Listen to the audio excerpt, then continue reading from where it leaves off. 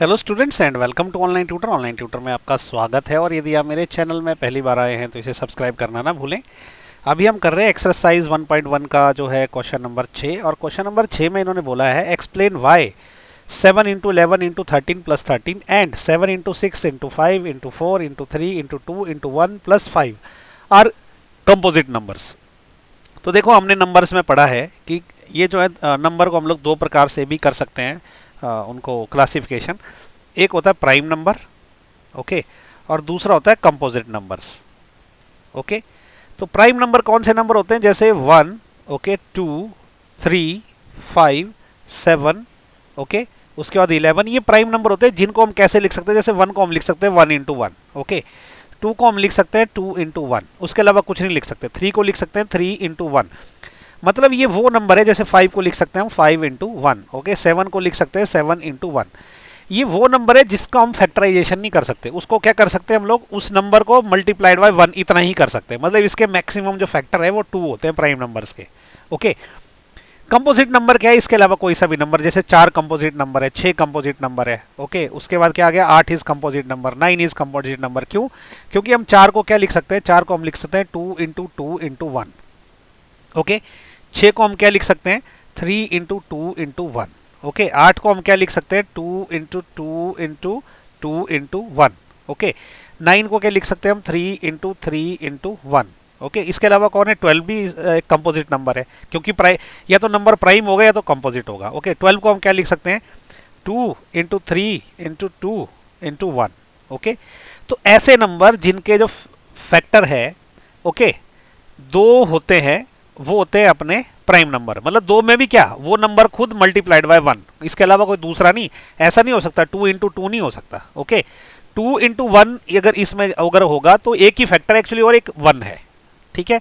तो वैसे तो ये सब के सब प्राइम नंबर है। इसके अलावा जिसमें 2 से ज्यादा फैक्टर है ना, देखो इसमें 2 से ज्यादा फैक्टर है ना, 2 इंटू 2 इंटू 1, 3 इंटू 2 इंटू 1, तो ये कंपोजिट नंबर होते हैं। हर वो नंबर जिसके जो प्राइम फैक्टर है 2 या उससे ज्यादा होते हैं, ओके, उसमें 1 भी इंक्लूडेड है, ओके। तो वो कंपोजिट नंबर होते हैं। और ऐसे नंबर जिसके की प्राइम फैक्टर सिर्फ 2 ही होते हैं, 2 में भी 1 पक्का इंक्लूडेड है, ओके, तो वो प्राइम नंबर होते हैं। यानी कि प्राइम नंबर के हम फैक्टराइजेशन कर ही नहीं सकते, ओके। 2 इंटू 1 नहीं कर सकते, 3 इंटू 1 नहीं कर सकते, ओके। तो इस नॉलेज के साथ इसको सॉल्व करना शुरू करते हैं। तो अब हम चेक करेंगे सबसे पहले ये फर्स्ट वाले को कि 7 इंटू 11 इंटू 13 प्लस 13 ये प्राइम नंबर है या कंपोजिट नंबर है, ओके। तो ये देखो, इसको हम क्या लिख सकते हैं?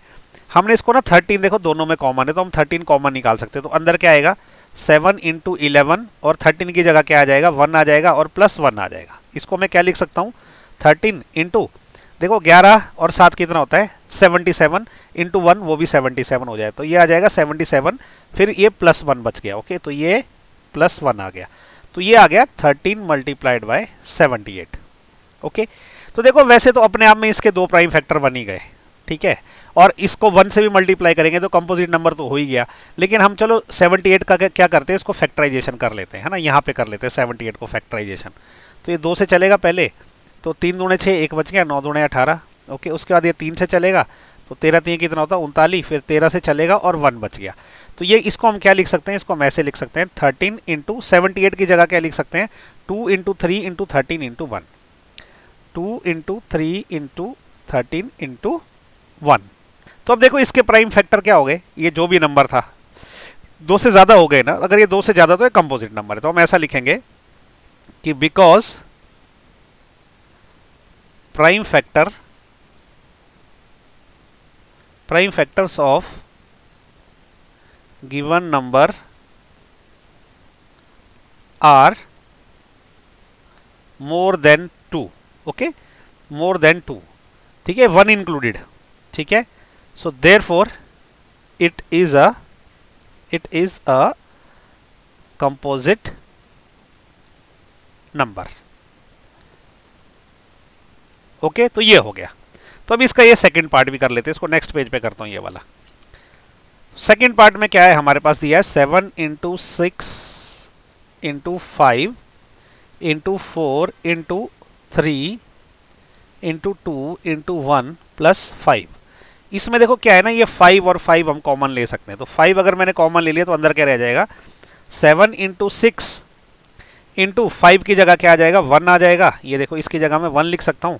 फिर उसके बाद क्या है, 4 इंटू 3 इंटू 2, और ये 1 और 1 फिर से है इधर। ओके, ये देखो ये 1 भी है, और प्लस ये 5 क्योंकि बाहर कॉमन आ गया तो इसकी जगह मैं 1 लिख सकता हूँ। ओके, अब इसको क्या करेंगे, सॉल्व कर लेंगे। ओके, 5 इंटू ब्रैकेट में देखो 7 6 कितना होता है, 42, 42 इंटू 1 भी 42 ही रहेगा, तो ये 3 नंबर का 42 हो गया, गुणा 4 दिए 12, 12 दूने 24, 24 एकम 24, तो ये 24 हो गया, प्लस 1 अलग से है। ओके, तो 42 इंटू 24 यहाँ कर लेते हैं, 42 मल्टीप्लाइड बाय 24। ओके, ये क्या होता है, 4 दूने 8, 4 चौके 16 क्रॉस, ये हो जाएगा 2 दूने 4, 4 दूने 8, तो ये हो जाएगा देखो 8, 6 और 4 10, 10 का 0 एक ऊपर लग गया तो 8 और 2 10, तो ये 1008 हो गया। तो ये कितना हो जाएगा, 5 इंटू इसको और इसको गुणा किया तो वो हो गया 1008, फिर प्लस 1 हो गया, तो ये कितना आ जाएगा, 5 मल्टीप्लाइड बाय 1009। अब देखो जो 1009 है ना, खुद में एक प्राइम नंबर है, याद रखना ये बात, क्योंकि इसका अगर आप फैक्टर करने बैठोगे तो निकलेगा ही नहीं कुछ भी। ओके, लेकिन हम इसको क्या लिख सकते हैं कि इसको लिख सकते हैं 1009 मल्टीप्लाइड बाय 5 मल्टीप्लाइड बाय 1 लिखना जरूरी है। ठीक है, क्योंकि वो जो 2 का क्राइटेरिया बताया वो तभी एप्लीकेबल है जब 1 भी लिखा हो।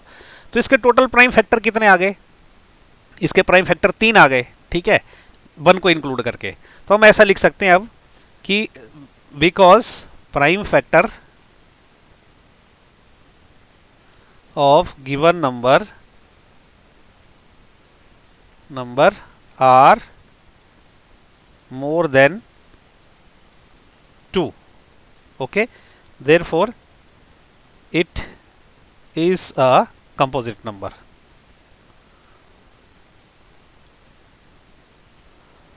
ओके, तो ये क्वेश्चन नंबर 6 हो गया खत्म इसी के साथ। ओके, और उम्मीद कर रहा हूँ आपको मेरे वीडियो पसंद आ रहे हैं। अगर पसंद आ रहे हैं तो लाइक शेयर और सब्सक्राइब जरूर करें। ओके, तो अभी हम नेक्स्ट वीडियो में करेंगे क्वेश्चन नंबर 7।